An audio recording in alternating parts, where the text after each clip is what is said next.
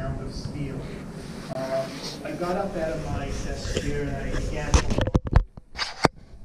because it was early and hardly anybody was at work yet. So I'm wandering around, and meantime my mind is racing because I don't know if any of you have been in an emergency situation, but you just, if you're, when I'm thinking about it, I'm thinking like if you're in a car accident or fire, or your mind just works differently. I remember my mind racing. I remember wondering what to do. I remember, whispering to myself, is this where it ends for me? Is this where I die? But fortunately it didn't.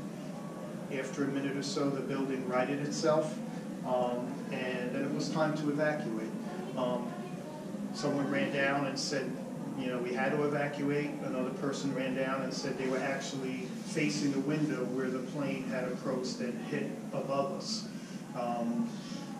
When the plane hit, it came to my back, so I didn't see the plane approach and hit the building.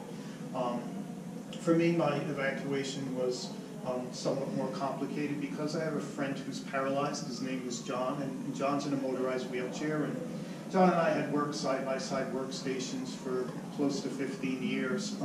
At that moment, he was in a different division on the same floor.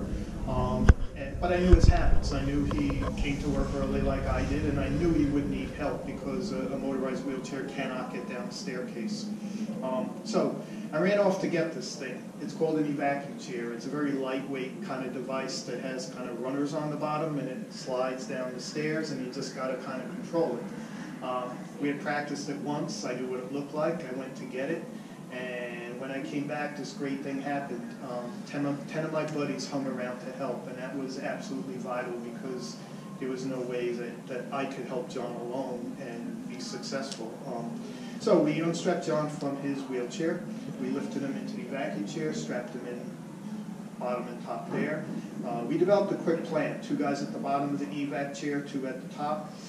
We would rotate after every 5 floors, bottom to top, top off, and that's what we did.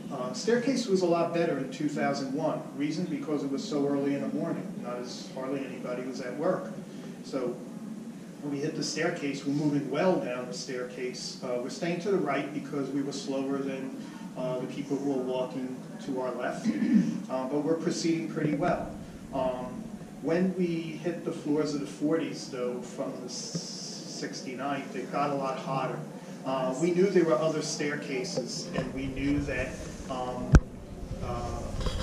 possibly if we changed the staircase, it would be cooler for us. So we did, and it was a good move because the other staircase was cooler. And we're moving further down that staircase, and when we get into the floors of the 30s, that's when we began to encounter people moving the opposite way. As we're going down, these were buildings operations and firefighters walking up the staircase. I could clearly tell you that both of them were, both the buildings operations people and the firefighters were true heroes. You've walked up a staircase in your lifetime. Just walking up a staircase is not a particularly easy thing to do. But imagine walking up the staircase as the firefighters did with about 100 pounds on their back, big iron picks, air packs, full uniform, boots.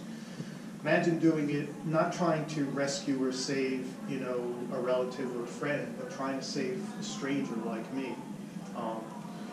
These men and women sacrificed their lives. Same with the buildings operations people. I knew a couple of them personally, and they knew the building like the back of their hand, and they were there to help the firefighters, and they all died. I'll always give honor to the people who try to help and rescue people.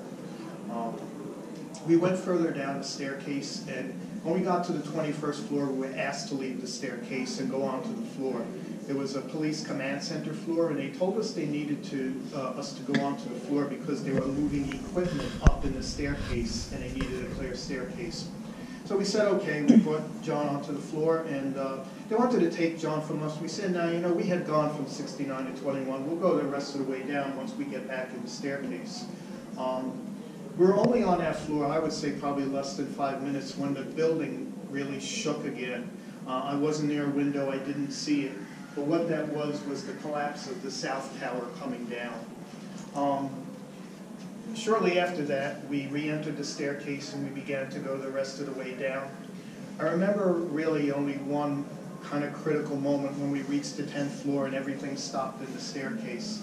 By that time, some of my buddies had heard on the building's ops people's radio that Tower 2 was down, so they began to panic a little, shout down, you know, we got to get moving, you know, and shortly after that we did get moving and we finished the staircase to the lobby of the building, and I remember exiting onto West Street, and it was about 10:15 in the morning, which is about an hour and a half after the plane hit. The first thing I remember noticing is that once we got to the street, there was nobody around. Very dissimilar from 1993, when there was a ton of people around and vehicles. This time there was nobody around. It was curious to me. I didn't hear those radio accounts like my buddies did. We moved north on West Street. We got to our first corner. We met our first person. We said, look, you got to hustle northward, and we did. But naturally, we were looking back at our tower. There was a lot of smoke and haze still in the sky, and what we thought were pieces or debris coming down from the building. You know, we went further. We looked back at our tower. Then we realized it wasn't debris coming from the top of the building. It was people jumping from the top of the building. And, you know, as workers in the building, you know, it hurt us a lot because, you know, survival had all to do with where you were. We were fortunate. We were below the impact line, which is about 20 floors below us. So we had a staircase to go to. We had a means of evacuation. The people above us had no means of evacuation. Their staircase was either a big fire, it was blocked by steel beams, or just unable to be accessed.